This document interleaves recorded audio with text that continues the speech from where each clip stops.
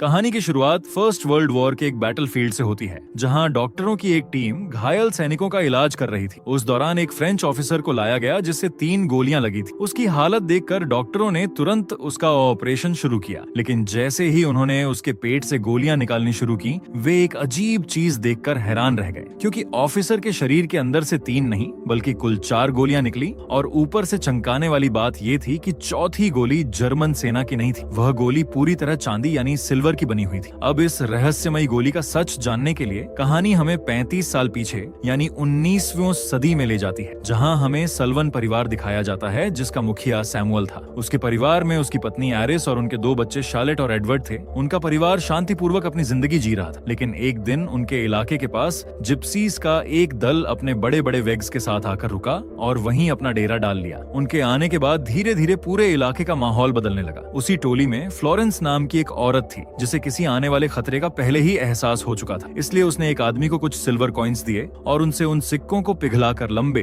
और नुकीले दांत बनाने को कहा। उस आदमी ने उन सिल्वर कॉइन्स को पिघलाकर बेहद डरावने डेंचर्स तैयार किए। इसके बाद फ्लोरेंस ने उन डेंचर्स को बहुत सावधानी से एक ऑल्टर पर रख दिया, जैसे वह किसी खतरनाक रिचुअल की तैयारी कर रही हो। इसी बीच सल्वन फैमिली के घर में परिवार के बड़े लोग एक जरूरी बात पर चर्चा कर रहे थे। उनकी बातचीत का विषय सिर्फ जिप्सीज थे, क्योंकि उन्होंने उस जमीन पर अपना हक जताना शुरू कर दिया था जिस पर सालों से सलीवन परिवार का कब्जा था। अब ये बात सैमुअल और बाकी लोगों को बिल्कुल पसंद नहीं आ रही थी। उन्हें डर था कि अगर जिप्सीज वहीं रुके रहे तो आगे चलकर यह मामला बड़ी परेशानी और संघर्ष में बदल सकता है। इस वजह से परिवार के कुछ लोगों ने सलाह दी कि कुछ मर्सिनरीज को बुलाकर जिप्सीज को डराया जाए और उन्हें उस इलाके से भगा दिया जाए, ताकि मामला बढ़ने से पहले ही खत्म हो जाए। इसी योजना को पूरा करने के लिए बैरन सल्वन अपने हथियारबंद आदमियों के साथ जिप्सी कैंप पहुंच गया। शुरुआत में वे लोग बात करके मामला सुलझाने की कोशिश कर रहे थे, लेकिन यह बात ज्यादा देर टिक नहीं सकी, क्योंकि अचानक किसी के हाथ से गोली चल गई और उसी एक गोली ने पूरे माहौल को युद्ध में बदल दिया। कुछ ही पलों में वहां अफरा तफरी मच गई और भयानक हमला शुरू हो गया। इस वजह से बैरन के आदमी लगातार गोलियां बरसाते रहे और देखते ही देखते पूरा कैंप आग की लपटों में घिर गया। लेकिन हमला खत्म होने के बाद भी बैरन और उसके आदमी नहीं रुके। वे मरे हुए लोगों के बीच खड़े होकर तस्वीरें खिंचवाने लगे। इस दौरान फ्लोरेंस को भी पकड़ लिया गया। तभी बैरन की नजर उन सिल्वर टीथ पर पड़ी, लेकिन उसे जिप्सी से जुड़ी हर चीज से नफरत थी। इसलिए उसने आदेश दिया कि उन डेंचर्स को उनके मालिक के साथ ही दफना दिया जाए। हालांकि इससे पहले फ्लोरेंस के एक आदमी को बेहद दर्दनाक सजा दी गई। पहले उसके हाथ और पैर काट दिए गए, फिर उसके सिर पर बोरी डालकर और उसे खेत के बीचों बीच एक क्रॉस पर टांग दिया गया, बिल्कुल एक डरावने स्केयर क्रो की तरह। इसके बाद फ्लोरेंस को जिंदा जमीन में दफना दिया गया। दफन होते समय वह जोर जोर से श्राप देती रही और अपने हाथों में उस बॉक्स को कसकर पकड़े रही जिसमें सिल्वर डेंट्योर्स रखे थे। इसके तुरंत बाद कहानी का सीन सैमुअल की बेटी शार्लेट की तरफ चला जाता है। उस रात शार्लेट को एक बेहद डरावना सपना आया। उसने सपने में खेत के बीच खड़े एक स्केयर क्रो को देखा। इसके बाद सपना और भी अजीब हो गया, क्योंकि शार्लेट ने खुद को उस जगह की मिट्टी खोदते हुए देखा जहां फ्लोरेंस को दफनाया गया था। लेकिन तभी अचानक उसका सपना टूट गया और वह घबराकर नींद से जाग उठी। इसी बीच कहानी गांव के एक एंड की तरफ चली जाती है, जहां हमें जॉन नाम का एक पैथोलॉजिस्ट दिखाया जाता है। यानी वह ऐसा आदमी था जो लाशों और रहस्यमयी मौतों की जांच करने में माहिर था। असल में जॉन इस गांव में इसलिए आया था क्योंकि उसे जिप्स की रहस्यमयी मौतों के बारे में पता चल चुका था और वह उस घटना के पीछे छिपे सच को दुनिया के सामने लाना चाहता था। तभी उसकी मुलाकात उस इलाके के पुलिस ऑफिसर से होती है। जॉन ने उसे जिप्सीज के बारे में सवाल पूछे, लेकिन ऑफिसर उसके सवालों का सीधा जवाब देने से बचता रहा और हर बार बात घुमाने लगा। ये देखकर जॉन समझ गया कि वह आदमी उसे कुछ छिपा रहा है और इस पूरे मामले के बारे में उसे जितना दिख रहा है उससे कहीं ज्यादा पता है। इसी बीच एडवर्ड हमेशा की तरह यार्ड में तलवार से खेल रहा था। खेलते खेलते अचानक उसकी नजर दूर उठते धुएं पर पड़ी। वो उत्सुकता में उस धुएं का पीछा करते करते खेतों के बीच खड़े उसी डरावने स्केयर क्रो तक पहुंच गया जो शार्लेट ने अपने सपने में देखा था। वहां पहुंचते ही उसे जमीन के अंदर से किसी औरत की धीमी फुसफुसाती आवाज सुनाई देने लगी। ये सुनकर एडवर्ड धीरे धीरे जमीन खोदने लगा और कुछ ही देर में उसे वही बॉक्स मिल गया जिसमें सिल्वर डेंट्योर्स रखे थे। लेकिन जैसे ही उसने वो बॉक्स खोला, उसके सामने फ्लोरेंस दिखाई दी। वो हवा में लटकी हुई तेजी से उसकी तरफ बढ़ने लगी। ये देखकर एडवर्ड डर के मारे जोर से चीख पड़ा। तभी अचानक उसकी आंख खुल गई। शुरुआत में उसे लगा कि यह सिर्फ एक डरावना सपना था, लेकिन अगले ही पल उसकी रूह कांप गई, क्योंकि वो सच में रात के समय घर के यार्ड में खड़ा था। फिर अगले दिन टिमी नाम का एक लड़का शार्लेट, एडवर्ड और बाकी बच्चों से कहता है कि वह उन्हें कुछ खास दिखाना चाहता है। इसके बाद वह सबको अपने पीछे ले जाते हुए उसी स्केयर क्रो वाली जगह पर ले गया जिसके बारे में एडवर्ड और शार्लेट ने अपने डरावने सपनों में देखा था। तभी अचानक टिमी ने बाकी बच्चों से पूछा कि क्या उन्होंने भी स्केयर क्रो के रिलेटेड डरावना सपना देखा है। अब ये सुनते ही सभी बच्चे चौंक गए, क्योंकि हर किसी ने वही सपना देखा था। इसलिए सभी बच्चों ने धीरे धीरे अपने हाथ खड़े कर दिए। ये देखकर टिमी ने अपने डर को नजरअंदाज किया और जमीन जमीन खोदना शुरू कर दिया। कुछ देर बाद उसे वहीं बॉक्स मिल गया। जैसे ही उसने बॉक्स खोला, उसका हाथ अजीब तरीके से कांपने लगा। फिर अगले ही पल उसने वे सिल्वर डेंचर्स अपने मुंह में पहन लिए। डेंचर्स पहनते ही उसके चेहरे का भाव पूरी तरह बदल गया। फिर वो एक डरावनी मुस्कान के साथ धीरे धीरे एडवर्ड की तरफ मुड़ा और अचानक उसके गले पर काट लिया। ये देखकर शार्लेट बुरी तरह डर गई और भागकर सीधे घर पहुंची। वहां पहुंचते ही उसने घबराकर बड़ों को पूरी घटना बता दी, लेकिन उसने एक बात छुपा कर रखी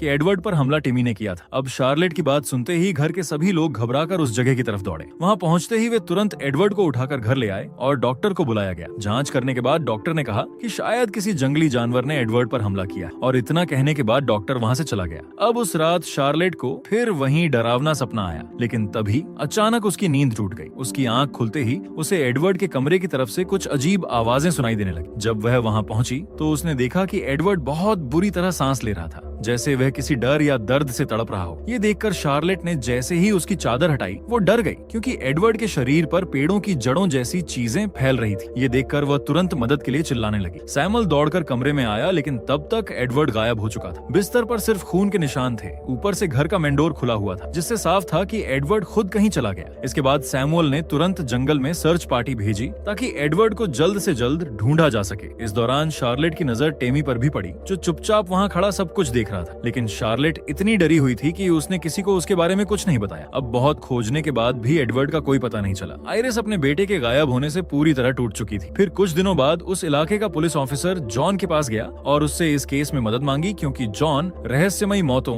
और ऐसे अजीब मामलों की जांच करने में माहिर था। इसी बीच टिमी ने शार्लेट को चर्च में बुलाया। वहां वो उसे कन्फेशन रूम में ले गया और घबराई हुई आवाज में कहने लगा कि उसे उस टाइम की कोई भी बात याद नहीं है। तब शार्लेट उसे पूरी घटना बताती है कि कैसे उसने एडवर्ड पर हमला किया था। वो यह भी बताती है कि बच्चों ने ये बात बड़ों को इसलिए नहीं बताई क्योंकि उन्होंने उस समय सीक्रेट रखने की कसम खाई थी। ये सब सुनकर टिमी और ज्यादा घबरा जाता है। डर के मारे उसने बाइबल के कुछ हिस्से पढ़ने शुरू कर दिए। फिर कांपती हुई आवाज में उसने कहा कि वे सिल्वर डेंचर्स उन्हीं चांदी के सिक्कों से बनाए गए थे जो जूडस को मिले थे। फिर वह बाइबल का एक पन्ना फाड़कर शार्लेट को देता है और बताता है कि उसने डेंचर्स को चर्च की पवित्र जमीन में छुपा दिया है। तभी अचानक स्लीवन परिवार की मेड कन्फेशनल का दरवाजा खोल देती है। उसे देखकर टिमी बुरी तरह डर जाता है और तुरंत वहां से भाग जाता है, जबकि मेड शार्लेट को घर ले जाती है। चर्च से बाहर निकलने के बाद टिमी को दूर एडवर्ड दिखाई देता है। टिमी उसे देखकर उसके पीछे भागता है, लेकिन भागते भागते वह जंगल के बीच पहुंच जाता है। तभी उसे महसूस होता है कि कोई चीज उसकी तरफ तेजी से बढ़ रही है। अंधेरे में वह ठीक से देख भी नहीं पाता और अचानक वह चीज उसके पास से गुजरती है, जिससे उसका हाथ बुरी तरह फट जाता है। अब डर के मारे टिमी वहां से भागने लगता है और छुपने की कोशिश करता है, लेकिन आसपास गूंजती डरावनी गुर्राहट बता रही थी कि वह चीज उसे ढूंढ चुकी है। इस बीच ऑफिसर और जॉन सैमुअल के घर पहुंचते हैं। सैमुअल उन्हें बताता है कि हालात पहले से भी ज्यादा खराब हो चुके हैं। फिर वह दोनों को जंगल में बनी उस कैबिन तक ले जाता है जहां टिमी छुपा हुआ था। कैबिन के अंदर का नजारा देखकर ऑफिसर की हालत खराब हो जाती है, लेकिन जॉन नहीं रुका।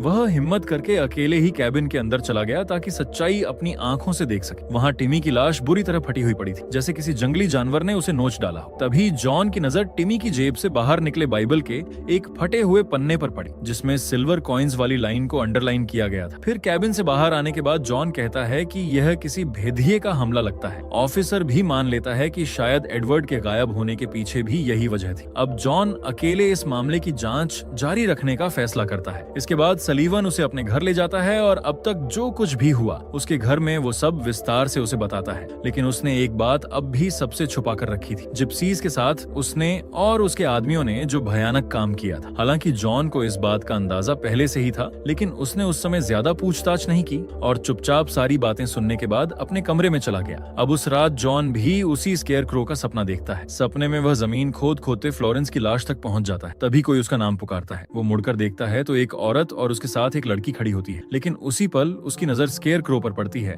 और वह देखकर घबरा जाता है कि स्केयरक्रो वहां से गायब हो चुका था। फिर अगले ही पल वो डरावना स्केयरक्रो उस औरत और लड़की को अपने साथ ले जाता हुआ दिखाई देता है। ये नजारा देखकर जॉन बुरी तरह घबरा जाता है। डर के मारे उसकी नींद खुल जाती है। वो तुरंत कैंडल जलाता है और तभी उसकी नजर बेड साइड पर रखी एक तस्वीर पर पड़ती है। तस्वीर में वही औरत और वही छोटी लड़की थी जिन्हें उसने अभी अभी अपने सपने में देखा था। इससे साफ हो जाता है कि वे उसकी पत्नी और बेटी थी। अब अगले दिन खाने के दौरान शार्लेट अचानक पूछती है कि क्या वे सब मर जाएंगे। ये सुनकर सलीवन गुस्सा हो जाता है और उसे ऐसी बातें डाइनिंग टेबल पर करने से मना करता है। उस समय जॉन की नजर उस दरवाजे पर पड़ती है जिससे एडवर्ड भागा था। वहाँ उसे खून जैसा एक दाग दिखाई देता है। जब कोई आसपास नहीं होता तब वह उस दाग का थोड़ा सैंपल निकाल लेता है और अपने अपने पास रखता है। फिर वह अपने कमरे में जाकर उस सैंपल की जांच करता है। तुलना करने के लिए वह अपने अंगूठे पर ब्लेड चलाकर खून की एक बूंद निकालता है। तब उसे पता चलता है कि दरवाजे पर लगा खून सामान्य इंसानी खून जैसा नहीं था। उसमें सिर्फ एक तरह की स्ट्रक्चर थी जो बिल्कुल स्थिर थी, जबकि उसके अपने खून में दूसरी मूविंग स्ट्रक्चर भी मौजूद थी। इससे जॉन को यकीन होने लगता है कि ये कोई सामान्य बीमारी या हमला नहीं है। तभी उसे बाहर से अजीब सी आवाज सुनाई देती है। वो खिड़की पर लगी लकड़ियों के बीच से बाहर झांकता है। तब उसे किसी जानवर की चमकती हुई आंख दिखाई देती है। ये देखकर वो तुरंत सैमुअल को राइफल लाने के लिए कहता है, लेकिन जब दोनों बाहर पहुंचते हैं तब तक वह मॉन्स्टर गायब हो चुका होता है। जिसके बाद जॉन कहता है कि अब उस जानवर का शिकार करने के लिए लोगों का एक ग्रुप बनाना जरूरी है। ये सुनकर सैमुअल गांव के बाकी बैरन्स को बुलाता है। शुरुआत में वे लोग जॉन की बातों को गंभीरता से नहीं लेते, क्योंकि वह उनके लिए सिर्फ एक आउटसाइडर था। जॉन को भी यह एहसास हो जाता है कि सिर्फ चेतावनी देने से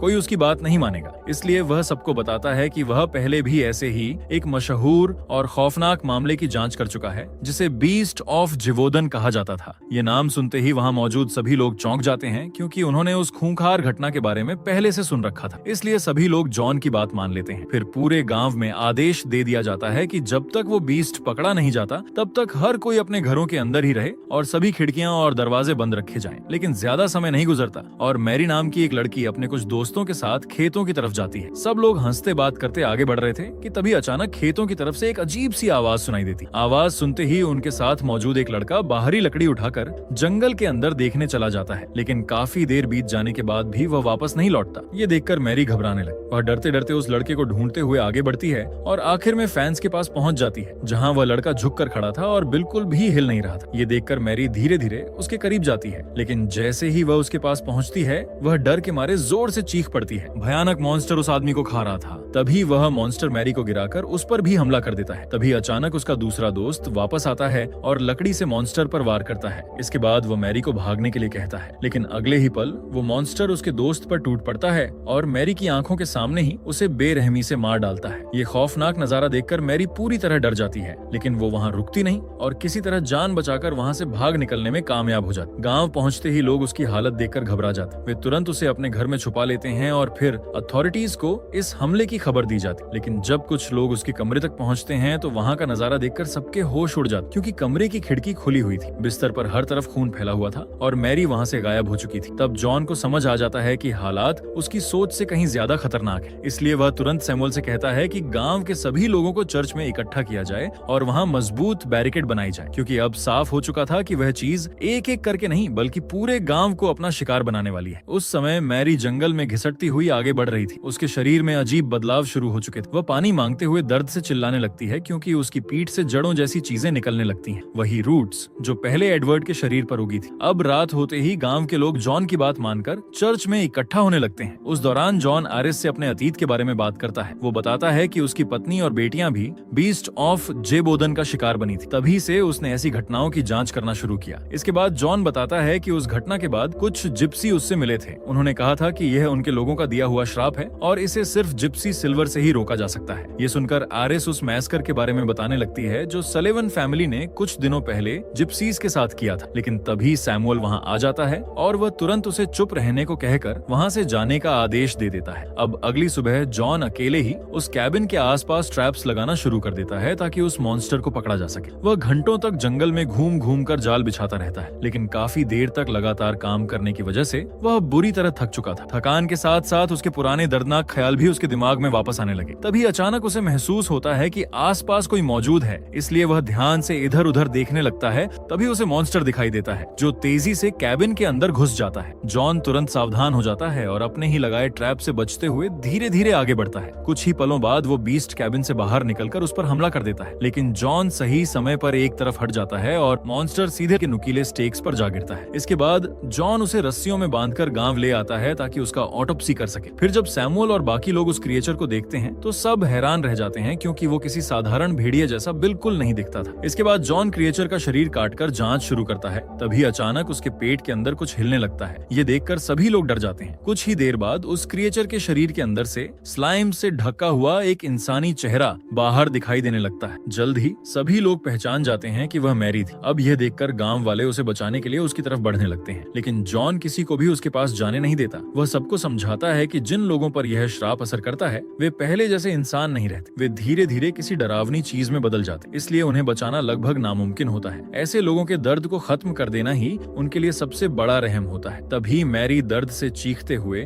उस क्रिएचर की बॉडी को फाड़कर बाहर निकलने लगती है। उसकी हालत इतनी भयानक हो चुकी थी कि अब वहाँ मौजूद हर इंसान को यकीन हो जाता है कि जॉन सच कह रहा था। तब अचानक वहाँ एक गोली चलती है और उसी के साथ मैरी की दर्दनाक तकलीफ हमेशा के लिए खत्म हो जाती है। अब ये सब देखकर सैमुअल पूरी तरह टूट जाता है, क्योंकि उसे भी एहसास हो चुका था कि शायद एडवर्ड के साथ भी यही हुआ होगा। तभी जॉन अपना सब्र खो देता है और सैमुअल से पूछता है कि वो औरत कौन थी जो स्केयर क्रो के नीचे दफन है। लेकिन ये सब होने के बावजूद सैमुअल कोई जवाब नहीं देता। वो चुपचाप सिर झुकाकर खड़ा रहता है। ये देखकर जॉन समझ जाता है कि इस समय सैमुअल से कुछ पूछना बेकार है, इसलिए वह उसके हंटर्स के साथ निकलने का इंतजार करता है और फिर आयरिस से अकेले बात करता है। आयरिस उसे वह पुरानी तस्वीर दिखाती है जो जिप्सीज को गांव से भगाने वाले दिन खींची गई थी। ये देखने पर जॉन टिमी की जेब से मिला बाइबल का पन्ना आयरिस को दिखाता है और कहता है कि इस रहस्य की असली चाबी उसी औरत के साथ दफन है और उसका कनेक्शन सिल्वर कॉइन से है। तभी शार्लेट अपना चुप्पी तोड़ती है। वो एक और बाइबल का पन्ना दिखाती है जिसमें लिखा था कि डेंचर्स में इस्तेमाल की गई सिल्वर वही थी जो जूड्स को दी गई थी। फिर वह बताती है कि टिमी ने वे डेंचर्स चर्च के कन्फेशनल रूम में छुपाए थे। ये सुनते ही जॉन तुरंत चर्च पहुंचता है। जैसे ही वह उन डेंचर्स को अपनी आंखों से देखता है, उसे हालात की गंभीरता का अंदाजा हो जाता है। वो तुरंत आदेश देता है कि सेना को बुलाया जाए। इधर सैमुअल के घर के बाहर मेड धुले हुए कपड़े उतार रही थी। चारों तरफ अजीब सी खामोशी फैली हुई थी। तभी अचानक उसकी नजर जमीन पर पड़े दो भयानक पंजों के निशानों पर पड़ती है। वो घबरा कर ऊपर देखने ही वाली होती है कि तभी तेज हवा चलती है और सामने टंगी चादर हट जाती है। अगले ही पल मॉन्स्टर बिल्कुल उनके सामने खड़ा दिखाई देता है।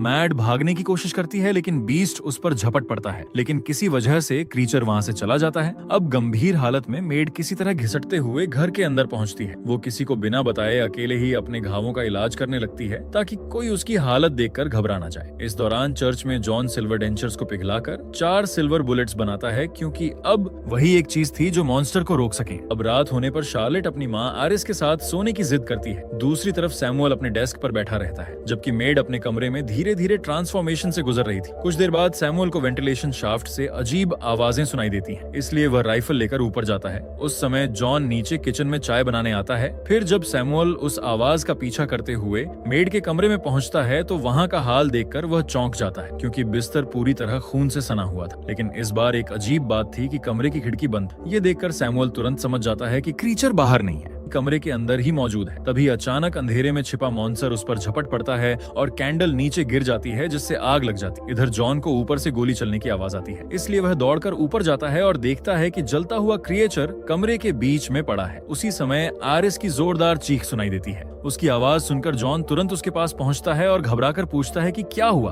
तब आइरिस कांपती हुई आवाज में बताती है कि सैमुअल घायल होकर घर से बाहर भाग गया है। ये सुनकर वो तुरंत सैमुअल के पीछे जाता है, जबकि आइरिस अपनी बेटी शार्लेट को ढूंढने निकलती है, जो डर के मारे बिस्तर के नीचे छुपी हुई थी। इधर जॉन आखिर में सैमुअल को ढूंढ लेता है। वहाँ पहुंचते ही सैमुअल टूटे हुए स्वर में बताता है कि बीस्ट ने उसे काट लिया है। ये सुनते ही माहौल और भी भारी हो जाता है, क्योंकि सैमुअल अच्छी तरह जानता था कि जल्द ही वह भी उसी मॉन्स्टर में बदलने वाला है। इसलिए वह फैसला करता है कि इससे पहले कि श्राप उस पर पूरी तरह हावी हो, वो खुद को जला देगा। इसी वजह से वह स्टेबल में आग लगाकर अपनी ट्रांसफॉर्मेशन रोकने की कोशिश करता है। उसी समय आरिस और शार्लेट घर के अंदर से निकलने की कोशिश कर रही थी। तभी वे मॉन्स्टर को सीढ़ियों पर चढ़ते हुए देख लेती हैं। ये देखकर दोनों तुरंत छुप जाती हैं और उसके जाने का इंतजार करती हैं। कुछ देर बाद जब मॉन्स्टर वहां से चला जाता है, तब आरिस और शार्लेट किसी तरह घर से बाहर निकलने में कामयाब हो जाती, जहां जॉन उनका इंतजार कर रहा था। वो उन्हें चर्च की तरफ ले जाने लगता है, लेकिन रास्ते में उसे एहसास होता है कि मॉन्स्टर उनका पीछा कर रहा है। इसलिए वह तुरंत आरिस और शार्लेट को जमीन पर लेटने को कहता है। शार्लेट डर के मारे जम जाती है, क्योंकि जमीन पर पड़े मरे हुए लोगों में उसे अपनी ग्रैंड मदर भी दिखाई देती है। तभी जॉन पहली सिल्वर बुलेट चलाता है। गोली बीस्ट को लगती है और वह कुछ देर के लिए पीछे हट जाता है। इसी मौके का फायदा उठाकर तीनों चर्च तक पहुंचने में कामयाब हो जाते हैं। अब कई घंटे बीत जाने के बाद चर्च के अंदर मौजूद सभी लोग थक कर धीरे धीरे सो जाते हैं। आइरिस अपने बेटे एडवर्ड के लिए प्रार्थना कर रही थी। तभी अचानक बाहर से एडवर्ड की आवाज आती है। अपने बेटे की आवाज सुनते ही आइरिस खुद को रोक नहीं पाती। वो घबराहट में जल्दी जल्दी चर्च का दरवाजा खोलने लगती है। उसकी हरकत देखकर बाकी लोग भी जाग जाते हैं और उसे रोकने की कोशिश करते हैं, लेकिन तब तक बहुत देर हो चुकी होती है, क्योंकि जैसे ही दरवाजा खुलता है वो भयानक मॉन्स्टर सबके सामने आ जाता है। ये देखकर लोग बिना देर किए उस पर गोलियां चलाने लगते हैं, लेकिन बीस्ट पर कोई असर नहीं होता। वो चर्च के अंदर घुसकर तबाही मचाने लगता है। तभी जॉन दूसरी सिल्वर बुलेट चलाता है, लेकिन उसका निशाना चूक जाता है। अब इस अफरा तफरी के बीच आरिस को मॉन्स्टर काट लेता है। ये नजारा देखकर जॉन समझ जाता है कि अब उसके पास कोई दूसरा रास्ता नहीं बचा है, इसलिए वह पहले आरिस से माफी मांगता है और तीसरी सिल्वर बुलेट चलाता है। गोली पहले आरिस के शरीर को पार करती है और फिर क्रिएचर को लगती है और अगले ही पल मॉन्स्टर वापस एडवर्ड के रूप में बदल जाता है। अब एडवर्ड और आइरिस दोनों चर्च के फर्श पर गिर जाते। कुछ देर बाद एडवर्ड की आंखें खुलती हैं, लेकिन आइरिस मर चुकी होती है। उस भयानक रात के बाद एडवर्ड को कुछ भी याद नहीं रहता। इसके बाद जॉन एडवर्ड और शार्लेट दोनों को अपने साथ ले जाता है और उनकी देखभाल करने लगता है। फिर कहानी वापस फर्स्ट वर्ल्ड वॉर के बैटलफील्ड में लौटती है। तभी पता चलता है कि एडवर्ड ही बड़ा होकर वो फ्रेंच ऑफिसर बना था जिसके पेट से सिल्वर बुलेट निकली थी। वो 35 साल तक जिंदा रहा, लेकिन आखिर में उसी श्राप ने बैटलफील्ड में उसकी जान ले ली। इसी के साथ इस डरावनी और रहस्यमय कहानी का अंत हो जाता है।